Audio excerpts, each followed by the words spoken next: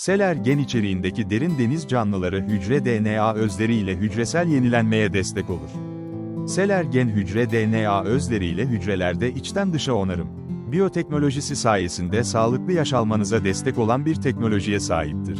Kemik metabolizmasında ve kas sistemi direncinde enerji ve canlılık artışı, spor esnasında oksijen artırımı, enerji ve canlılık, korku, kaygı, endişe, uyku bozukluğundan uzak daha berrak bir zihin, cildiniz için nem ve doku canlılığı sağlamaya destek olur.